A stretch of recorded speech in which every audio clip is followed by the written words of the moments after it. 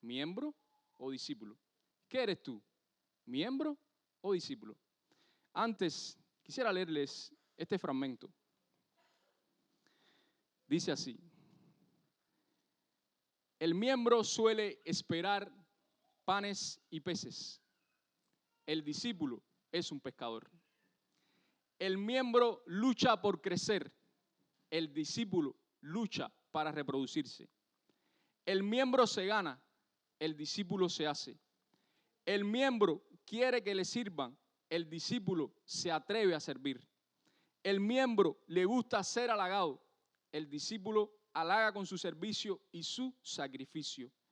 El miembro entrega parte de sus ganancias. El discípulo entrega su vida. El miembro puede caer en ruina. El discípulo está en constante actividad. El miembro espera que se le asigne tarea. El discípulo es solícito en tomar responsabilidad. El miembro murmura y reclama. El discípulo se niega a sí mismo y obedece. El miembro es condicionado por las circunstancias. El discípulo aprovecha las circunstancias para ejercer su fe. El miembro reclama que le visiten. El discípulo visita. El miembro vale para sumar. El discípulo vale para multiplicar. Los miembros son trastornados por el mundo. Los discípulos trastornan el mundo. Los miembros suelen ser fuertes como soldados en trincheras. Los discípulos son soldados invasores. El miembro hace el hábito. El discípulo rompe los moldes. El miembro sueña con una iglesia ideal. El discípulo logra la iglesia real. El miembro predica el evangelio. El discípulo hace más discípulos. El miembro espera un avivamiento. El discípulo es parte del avivamiento. El miembro se le promete una almohada. El discípulo se le ofrece una cruz. El miembro dice, ojalá. El discípulo dice, heme aquí. El miembro es valioso. El discípulo es indispensable. Inclinemos el rostro y vamos a orar. Querido Padre, buen Dios que estás en los cielos, te damos gracias porque en esta mañana tus hijos han venido para buscarte, pero han venido también en su corazón, Señor, con circunstancias, preocupaciones, problemas, y sabemos que tú eres el Dios de las soluciones y para ti no hay nada imposible. Todo te lo presentamos en tus manos, sabiendo que tú eres la única respuesta para nuestras vidas. Pero también tenemos un desafío. ¿Qué somos? ¿Miembros o discípulos? Que en esta mañana, Señor, tú pongas en mi mente las palabras que tú quieres que diga y que salgamos con resoluciones hechas, firmes, sólidas en nuestras vidas, de buscarte, caminar contigo y encontrarnos contigo en la patria celestial. Acompáñanos en esta mañana, en el dulce nombre de Jesús. Amén, Señor. En esta mañana vamos a estudiar 3 conceptos de discípulos. ¿Qué es un discípulo? ¿Cuáles son las circunstancias? Todo lo que tiene que pasar un discípulo. ¿Y qué cosa es un discípulo para preguntar? Dice que se aplica a cualquiera que profesa seguir a su maestro. En griego es matetes, alumno, aprendiz, seguidor. Del latín discipulus, que aprende, aquel que se pone bajo la tutela de un maestro a fin de aprender un arte, un oficio, para instruirse en las cuestiones de un ministerio bíblico. Vamos a ver ahora el primer concepto que encontramos en la palabra de Dios. ¿Qué cosa es un discípulo? Buscan en sus Biblias, un texto muy conocido, Juan 8, 31 al 33. Juan 8, 31 al 33. Y dice así: dijo entonces Jesús a los judíos que habían creído en él: si vosotros permanecéis en mi palabra, seréis verdaderamente mis discípulos y conoceréis la verdad, y la verdad os hará libres. Número 1, el discípulo es aquella persona que lee, instruye, aprende. No se queda con lo que dicen en la plataforma. Siempre está buscando contenido de lo que han hablado aquí y es verdad lo que dicen o es falso. El discípulo es aquel que siempre está leyendo, siempre está instruyendo, siempre está profundizando en la palabra de Dios. No para rebatir, sino para aprender, conocer y que su fe cada día pueda crecer y esté sólida en Cristo Jesús.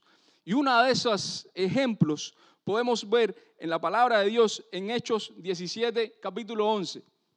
Si quieren, busquen en sus Biblias Hechos 17, capítulo 11, Hechos capítulo 17, versículo 11. Y dice así: Y estos eran más nobles que los que estaban en Tesalónica, pues recibieron la palabra con toda solicitud, escudriñando cada día las Escrituras para ver si estas cosas eran así.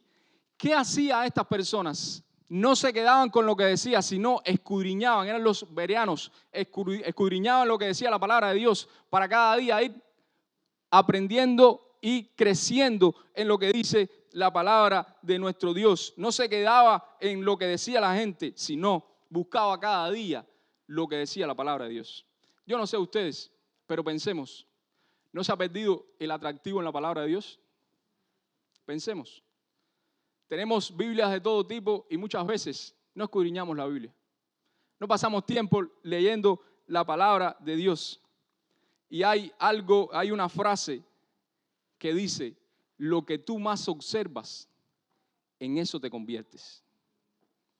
Si dedicamos más tiempo a las cosas seculares de este mundo, y lo digo por mí mismo, dedicamos más tiempo en pasar viendo cosas que nos llaman más la atención y dejamos de leer la palabra de Dios, nuestra mente cada día se va a ir detrás de cualquiera corriente, de cualquiera cosa que se habla en Facebook, en YouTube, en todo lo que dicen las redes sociales, y no buscamos lo que dice la palabra de Dios, como el mismo Jesús cuando estaba en el desierto y se enfrentó a Satanás. ¿Qué le dijo? Le empezó a decir, no, porque en YouTube dicen esto, porque en Facebook dicen esto. ¿Qué dijo? Escrito está. Escrito está. 3 veces le dijo, escrito está. Y muchas veces tú y yo no tenemos la mente bíblica para rebatir con la palabra de Dios. Queremos rebatir con la parte humana y no rebatimos con la palabra de Dios. Hace mucho tiempo estaba trabajando con mi papá y llegó un hermano de una denominación y empezó a hablar en el lugar donde estamos trabajando. Y el hombre se acercó y mi papá le dijo, mira, mi hijo sabe también de la Biblia. Y el hombre empezó a hacerme preguntas. ¿Qué clase de pena? Yo no podía contestarle nada. Y como lo dicen los cubanos, me dio con el cinto, pero no con el cinto, sino me dio con la hebilla del cinto. Y golpe, yo no podía responderle. Y mi papá me decía, pero tú no lees la Biblia, tú no vas a la iglesia. Y desde aquel día yo salí y me prometí a mí mismo que dije, no, yo tengo que leer la Biblia. Yo tengo que saber donde yo estoy convencido y convertido de lo que he creído, poderle decir a otras personas con un escrito está. No con lo que dice el hombre, sino con un escrito está que dice Jehová. Que cada día tú y yo podamos acercarnos más a la palabra de Dios. Que tú y yo podamos permanecer en la palabra de Dios. Que tú y yo podamos estar firmes con lo que dice la palabra de Dios. Dice Elena de White, el estudio frecuente y sistemático de la palabra de Dios crea una memoria más retentiva y poderosa. Nuestra mente tiene que estar con un escrito está y nuestra mente tiene que estar una mente bíblica. Jóvenes que me escuchan, adultos que me escuchan, tú y yo tenemos que ir a la palabra de Dios, a la guía segura para los momentos que estamos viviendo. Para la brújula, para los momentos que el mundo no se sabe qué rumbo o dirección tiene, vayamos a la palabra de Dios. Vayamos a un escrito está, como dice la palabra de Dios. Y quiero leerles algo que a mí, les digo algo, a mí me tocó de una manera asombrosa. Y miren lo que dice esta matutina, rapidito. Y esto es para cada uno de nosotros. Vamos a pensar que si nuestra Biblia escribiera un diario, a ver qué diría la Biblia de cada uno de nosotros, de nuestra Biblia, porque tenemos muchas Biblias. Dice así, 15 de enero. Descansé toda la semana, mi dueño me leía todas las noches al comienzo del año, pero creo que ya se olvidó de mí. 2 de febrero, día de limpieza. Me quitaron el polvo y luego volvieron a colocarme en mi mismo sitio. 2 de abril, mi dueño tenía que dirigir un culto de oración y buscó algunos versículos. Le costó mucho trabajo encontrarlos. 1 de mayo, pasé toda la tarde en el regazo de la abuela, quien vino de visita. Derramó muchas lágrimas al leer Colosenses 2, del 5 al 7. 6 de mayo, nuevamente en mis manos de la abuela, hoy estuve meditando Primera de los Corintios 13. 7 al 9 de mayo, otra vez en el regazo de la abuela. Qué lugar tan acogedor. Unas veces me habla y otras veces me lee. 10 de mayo, la abuela regresó hoy a su casa. He vuelto a mi lugar habitual. 3 de junio, alguien colocó algunas florecillas entre mis páginas. 1 de julio, me metieron dentro de una maleta. Parece que voy a viajar. 10 de julio, todavía estoy en la maleta, aunque ya sacaron todas las otras cosas. 15 de julio, de regreso en mi casa. Hice un largo viaje, pero no entiendo para qué me llevaron. 1 de agosto, qué calor tan insoportable. Me pusieron encima de varias revistas y un sombrero viejo. 5 de septiembre, limpieza. Me quitaron el polvo, me colocaron en el sitio acostumbrado. 10 de septiembre, María me usó durante unos breves minutos. Necesitaba un versículo apropiado para una carta a una amiga. Y le digo algo, es algo chistoso, pero pongámonos a pensar. Tenemos la palabra de Dios y no la usamos. Tenemos una espada que es para nuestras vidas, para el crecimiento espiritual de cada uno de nosotros, y no la usamos. No la uso. Yo sé que muchos de ustedes sí la usan y todos la usamos, pero tenemos que usarla más. Vamos a la Biblia. La Biblia es la que habla. Josué, capítulo 1. Josué, capítulo 1, verso 7 y 8. Escuchen lo que le dice el mismo Jehová, el mismo Dios a Josué. Josué, capítulo 1, versos 7 y 8. Escuchen esto. Qué cosa más linda. Solamente esfuérzate y sé muy valiente para cuidar de ser conforme a toda la ley que mi siervo Moisés te mandó. No te apartes de ella ni a diestra ni a siniestra, para que seas prosperado en todas las cosas que emprendas. Nunca se apartará de tu boca este libro de la ley, sino que de día y de noche meditarás en él, para que guardes y hagas conforme a todo lo que en él está escrito, porque entonces harás prosperar tu camino y todo te saldrá bien. Hermanos que me escuchan, ¿cuántas familias ustedes no quieren que todo les salga bien? ¿Cuántos negocios ustedes quieren emprender y no quieren que les salga bien? Hermanos, vayamos a la palabra de Dios. Jovencita, joven que me escuchan en esta mañana, ¿desean encontrar pareja? Vayan a la palabra de Dios. Los consejos los podemos encontrar ¿dónde? La palabra de Dios. ¿Quieres hacer un negocio? Vayamos a la palabra de Dios. ¿Quieres hacer algo que quizás puede costar algún sacrificio? Vayamos a la palabra de Dios. Que sea la guía segura para nuestras vidas. Vayamos a la palabra de Dios. Volvamos a las sendas antiguas. Vayamos a la palabra de Dios. Y qué triste que muchas veces queremos hacerlo a nuestra manera y después viene el golpe a nuestras vidas. Vayamos a la palabra de Dios. Número 1 y el primer concepto que vamos a ver. Este discípulo es gobernado por la autoridad de la palabra de Dios. Que tú y yo vayamos a la palabra de Dios, que la autoridad en nuestras vidas sea un escrito está que ha dicho Jehová. Vamos a ver el segundo concepto de un discípulo. Y vayamos a la Biblia, Lucas 14, ya vimos el primero, vamos al segundo. Lucas 14, yo tengo muchas cosas, dice mi esposa que tengo muchas cosas aquí en la... Yo le pongo muchas cosas y se me sale. Ok, vayamos a la Biblia, Lucas 14, verso 25, verso 26, 27 y 33. Y vamos a ver el segundo concepto, dice la palabra de Dios. Esta me encanta, esta segunda parte a mí me encanta. Escuchen lo que dice la palabra de Dios. Lucas 14, verso 25. Dice el verso 25. Grandes multitudes iban con él y volviéndose les dijo, vamos a parar ahí. Grandes multitudes seguían a Jesús. Yo pregunto en esta mañana, una preguntita a todos. ¿Por qué grandes multitudes seguían a Jesús? Y cuando Jesús estaba clavado en el madero, no habían grandes multitudes.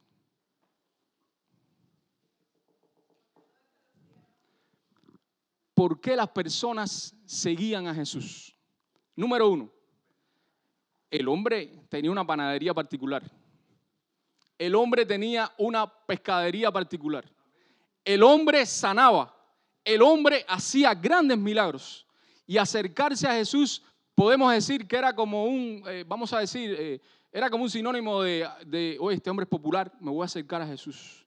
Y quizás este hombre, como sanaba enfermos, este hombre, como tenía poder para reproducir los panes y los peces, todo el mundo quería acercarse a Jesús. ¿Pero por qué querían acercarse a Jesús? Porque quizás algunos decían, yo me acerco a Jesús y puedo llegar a tener un cargo importante. Quizás yo pueda ser congresista, quizás yo pueda ser presidente, quizás yo pueda ser algo influyente en el gobierno que este hombre va a implantar en esta tierra. Y todas las multitudes le seguían. Y todo el mundo iba detrás de Jesús. Imagínense, Jesús, qué popular era Jesús. Jesús supliendo necesidades, Jesús haciendo grandes maravillas. Y yo pregunto en esta mañana, ¿por qué tú y yo seguimos a Jesús? Si tanto tiempo estamos orando por un milagro y no ha sucedido, podemos decir, Jesús, ya yo no te sigo más. Ya yo no quiero saber más de ti. Porque Jesús, tú no cumples lo que yo quiero. Tú no respondes la oración que yo quiero. Jesús, yo no quiero saber de ti. Bueno, Jesús, si tú me resuelves el carro del año, así si hacemos negocio. Yo sí te sigo, Jesús. Yo sí voy a caminar contigo. Si tú me suples las necesidades que yo tengo, sí, Jesús, yo te voy a seguir. Pero a mí lo que me llama la atención de Jesús, que Jesús es parecido así a mi papá. Así, mi papá es un hombre que habla clarito. Yo no sé ustedes si le dicen a la esposa o a un amigo, le dicen, mira, yo tú tenemos que hablar clarito.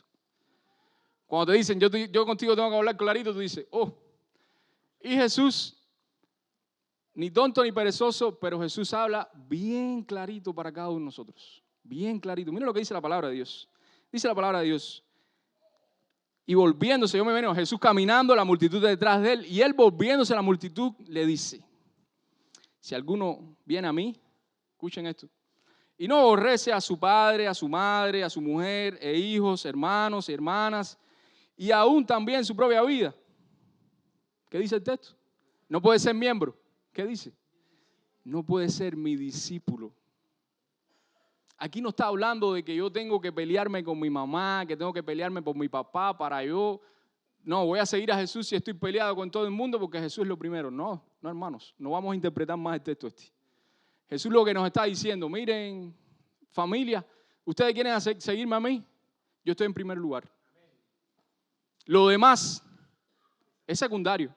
Mi mamá siempre me dice, mira niño, yo te quiero mucho a ti, yo te quiero mucho, pero Dios tiene que estar en primer lugar.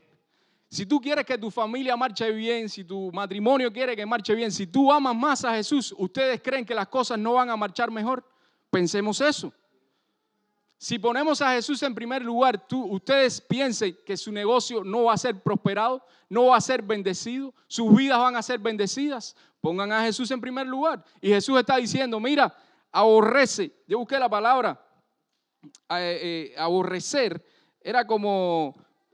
no era algo, yo no quiero saber de ti, no, es amor primero a Dios y después amor a las otras cosas, primero a Dios y después a las otras cosas. Así que hermanos queridos, que primero sea Jesús. Aquí está, aborrecer, ya lo encontré, dice, es el sentido de opción ante cualquier relación familiar, el Señor Jesús tiene que estar en primer lugar. Jesús tiene que estar en primer lugar. Lo otro es secundario. Jesús tiene que estar en primer lugar. Pero no solamente Él le dice, aborrece padre, madre, sino dice el verso 27. Escuchen lo que dice el verso 27. Y el que no lleva su cruz y viene a mí, en pos de mí, dice, no puede ser cruz. Hermanos queridos, hay personas que tienen cruces, que se hacen aretes, se ponen en el cuello cadenas, se tatúan cruces. Y yo pregunto, ¿la cruz es algo tan bueno? La cruz es el significado de vergüenza, de dolor, de agonía. Todo lo que pasó en el Señor Jesús fue tristeza, dolor, agonía en una cruz. Allí fue clavado, ese es un sinónimo de reproche, y la cruz las hemos convertido muchas veces en pieza de una joyería. pero tomar la cruz es una marca de vergüenza. Y pregunto en esta mañana, ¿qué es una cruz? ¿Qué es mi cruz? Hay personas que dicen, mi esposo es mi cruz. O mi esposa es mi cruz. Porque mi esposa no cocina, no quiere lavar, no me quiere atender. Oh, hermano querido, eso no es tu cruz. Esa es tu opción. Porque cuando tú estabas noviando, tú estabas viendo si la muchachita cocinaba, si la muchachita lavaba, si la muchachita hacía las labores domésticas. Tú tenías que verlo. Esa fue tu opción. Tú la tomaste y ahora, como dicen en Cuba, mi esposa dice que no puedo inventar Cuba, un maletín con rueditas para que no te pese. Tienes que seguir con tu esposa. O cuando tienes un esposo que no quiere trabajar, que quiere estar el día entero sentado frente a la televisión y quiere vivir bien, tranquilo. Esa es mi cruz. No, hermano, hermanita querida, eso fue lo que tú escogiste también. Eso te tocó. Podía haber estado observando. Ayer en mi trabajo estaba hablando una persona y decía, ya gracias a Dios estoy mejor del cáncer. Ya he mejorado, ya me siento mejor. Y yo le pregunto a los que estaban ahí conmigo, ¿y qué problema tenía tu familiar? Dice, no, es que él toda una vida fumó y ahora tiene un cáncer de garganta. Entonces yo pregunto, ¿ese es su cruz? ¿O fue algo que tomó la decisión de fumar y llegaron las consecuencias? Cuidado cuando decimos, ¿qué cosa es mi cruz? ¿Qué es mi cruz? Hermanos queridos, tu cruz, mi cruz, es algo que voluntariamente tú y yo estamos dispuestos a llevar. ¿Y qué estamos dispuestos a llevar? Buscamos en la Biblia estos grandes hombres de fe que estuvieron dispuestos a llevar. Busquen sus Biblias, Hechos, capítulo 16. Hechos, capítulo 16, verso del 22 al 25. Miren lo que dice. Esto me encanta. Dice, y se agrupó el pueblo contra ellos, y los magistrados, rasgándole la ropa, ordenaron azotarle con vara. Después de haberlo azotado mucho, los echaron en la cárcel, mandando al carcelero que les guardase con seguridad, el cual recibió este mandato. Les metió en el calabozo de más adentro y les aseguró los pies en el cepo. Pero, 24, a partir del verso 22 al 25. Vamos para el 25. Pero a medianoche, orando Pablo y Silas, cantaban himnos a Dios y los presos los oían. ¿Por qué estos hombres, primero, dice que le rasgaron la ropa? Número 2, los azotaron con vara y llegaron a la cárcel peleando. ¿Y por qué nos pasó esto? ¿Y por qué esta situación? Mira cómo tengo la espalda hinchada y a mí me dieron un golpe en una oreja y la tengo la oreja hinchada. Dice la Biblia que estos hombres llegaron y empezaron a alabar a Dios. Oh, hermanos, qué fe esa. Por estar preso en calamidades, esa era su cruz. Y con gozo, satisfacción, cantaban y alababan el nombre de nuestro Dios. ¿Qué clase fue la de este hombre? ¿Qué clase de cruz? Que tú y yo podamos disfrutar así, decir, Señor, yo por ti, ¿qué tengo que hacer? Dar mi vida. Yo la doy, Señor. Y estos hombres cantaban y alababan y adoraban el nombre de nuestro Dios. ¿Qué cruz estas, hermanos queridos? Segunda de los Corintios, seguimos buscando la palabra de Dios. Segunda de los Corintios, dice segunda de los Corintios, verso 11, 23 a 28, y dice la palabra de Dios. Esto lo dice Pablo. Son ministros de Cristo. Como si estuviera loco hablo. Yo más en trabajo, en abundancia, en azotes, dice, ¿cómo dice? En azotes sin números, en cárceles más, en peligro de muerte muchas veces. De los judíos 5 veces he recibido 40 azotes menos 1. 3 veces he sido azotado con varas. 1 vez apedreado, 3 veces padecía naufragio, 1 noche y 1 día he estado como náufrago en alta mar, en camino muchas veces, en peligro, si lo dejo de tarea, todo lo que dice. ¿Y todo esto por qué? Por cargar su cruz. Y muchas veces tú y yo tenemos que llevar una cruz cuando decimos en un trabajo, mira, yo quisiera aplicar en este trabajo, pero hay una condición, yo guardo el sábado. ¿Hay algún problema con eso? Y que te digan, no, yo el sábado te necesito que tú trabajes aquí. Tú digas, no, ok, entonces no hay problema. No trabajamos entonces. Esa es la cruz. Cuando tú y yo decimos, Padre, ¿qué es lo que tengo que hacer yo para servirte y agradarte? Esa es nuestra cruz. Muchas veces decimos, no, ay, mi cruz y un dolor. No, hermanos. Tú y yo tenemos que llevar la cruz con satisfacción. Llevar la cruz de Cristo Jesús en nuestras vidas. Ya vimos 2 Corintios, otro texto que le iba a decir, Daniel 3:16. Cuando estos jóvenes hebreos les iban a dar el fuego, ¿qué dijeron los jóvenes hebreos? El Dios que nosotros tenemos y confiamos nos puede librar. Pero si no nos libra, oh rey Nabucodonosor, no hay problema. No va a haber ningún tipo de problema. Porque vamos a la muerte si es necesaria para adorar al Dios que creemos. Amén. Alabado sea el nombre de nuestro Dios. ¿Qué fue la de estos jóvenes?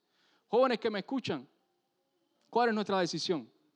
¿Servirle a Dios o servirle al mundo o lo que ofrece este mundo con sus cuentos y sus mentiras? Hermanos queridos, ¿qué significa estar crucificado con Cristo? Como dice Gálatas 2:20, el apóstol Pablo dice, con Cristo estoy crucificado, mas no vivo yo, mas Cristo vive en mí. Lo que antes vivía en la carne, ahora la vivo por fe en Cristo Jesús, el cual me amó y se entregó a sí mismo. ¿Qué significa estar crucificado con Cristo? Número 1, el hombre se enfrenta a un solo camino. Tienes que enfrentarte a un solo camino. Cuando tú das el paso a decir, Señor, yo sigo un camino. Número 2, no puedes retroceder. Cuando tú estás crucificado, enfrentas un camino, no puedes retroceder. Estás ahí, estático. Número 3, ya no tiene planes futuros. Los planes, todos se los entregamos al Dios del cielo. ¿Cuáles son nuestros planes? Señor, darte la gloria en mi vida. Señor, ¿qué tú quieres que haga? Como el apóstol Pablo, como Silas, como Daniel, como los jóvenes hebreos. Señor, ¿qué tú quieres que haga? Número 2, este segundo concepto que podemos ver es, tienes que saber lo que cuesta seguir a Jesús. Para este mundo nos espera la cruz, pero cuando Cristo venga nos espera la corona. Así que si tienes que sufrir, como dice el canto, si sufrimos aquí, reinaremos allí. ¿Cuál es el problema? Es el costo de seguir a Jesús. Yo conocí un joven que por situaciones de la vida cayó preso. Y él mandaba muchas cartas a una iglesia. Y yo me enteré de ese asunto. Y él decía, si el Señor me libra, yo sigo a Jesús. Si el Señor me libra, yo sigo a Jesús. Y las cartas tú llorabas cuando tú las leías. Hermanos, el joven salió. Y como dice la canción de Julio Iglesias, y la vida sigue igual. Porque muchas veces prometemos y vemos cómo Dios se ha manifestado en nuestras vidas y cómo nos ha conducido, cómo nos ha guiado. Y muchas veces le decimos, aguanta Señor, ahora no. Y el Señor nos está llamando, nos llama, nos vuelve a llamar y nosotros decimos, Señor, ahora no, espera. Y vemos cuántos acontecimientos y cuántas situaciones en la vida están pasando y decimos, Señor, aguanta. Y Él nos está diciendo, ¿tú quieres seguirme? Toma tu cruz y ven en pos de mí. Pero no solamente hay un costo, no solamente que es gobernado por la autoridad de la palabra de Dios. Y vamos a ver el último concepto en esta mañana. Que tú y yo podamos mostrar la gloria de Dios dando frutos en nuestras vidas. Vamos a la palabra de Dios, Juan 15:8. La palabra de Dios nos dice en Juan 15:8. En esto es glorificado mi Padre, en que den muchos frutos y que seáis mis discípulos. El Señor quiere que tú y yo llevemos frutos. ¿Y cuáles son esos frutos? Hermanos queridos, que busquemos a otros para Cristo Jesús. Busquemos a otros que se están perdiendo en el mundo. Esos son los frutos que Él quiere que vivamos. Los frutos del Espíritu, ok, gozo, paz, paciencia, benignidad, lo vemos en la galería ahí en Gálatas, pero nos está diciendo que nos podamos reproducir unos a otros. ¿Y cómo podemos reproducirnos unos a otros? Mira lo que dice la Biblia. Juan 13:35, y me encantó este texto. Miren lo que dice Juan 13:35. Y en esto conocerán todos que sois mis discípulos, si tuviereis amor los unos por los otros. Que mostremos amor a un mundo que está sin amor, a un mundo egoísta, a un mundo que no quiere saber de Dios. Que podamos decirle a nuestros hermanos, tus problemas son mis problemas. Estoy orando por ti. ¿Qué situación tienes? ¿Qué necesitas que haga por ti? Es un verdadero discípulo. Que cada día la iglesia de Boca Ratón pueda crecer en Cristo Jesús. Que cada día tomemos una decisión sabia. Y pregunto en esta mañana, ¿qué quieren ser ustedes? Yo, con la ayuda de Dios, quiero ser un discípulo. ¿Qué quieren ser ustedes? No lo conteste. Está en sus mentes. Es un desafío en esta mañana. ¿Soy miembro de iglesia o soy un discípulo de Cristo? Que con la ayuda de Dios podamos ser discípulos de Cristo, cueste lo que cueste. ¿Quién en esta mañana quiere decir, Señor, quiero ser tu discípulo? Gloria a Dios. El Dios del cielo está viendo las manos de cada uno de nosotros y conoce nuestras mentes. Que tú y yo podamos crecer para honra y gloria de Dios, crecer en sabiduría, en estatura, y que cada día podamos llevar lo que Cristo quiere que llevemos, frutos a otras personas que se están perdiendo en este mundo. Y para ir concluyendo y resumiendo, ¿cuál fue el primer concepto que vimos? ¿Qué es un discípulo? Se rige por la palabra de Dios, gobierna la palabra de Dios. Número 2, William, número 2, hay un costo para seguir a Cristo Jesús. Y número 3, ¿cuál es? Dar frutos. La segunda, no hay problema. Y la última es que muestre la gloria de Dios a todo el mundo. Que Dios le bendiga en esta mañana y vamos a ponernos en pie y vamos a concluir con una oración.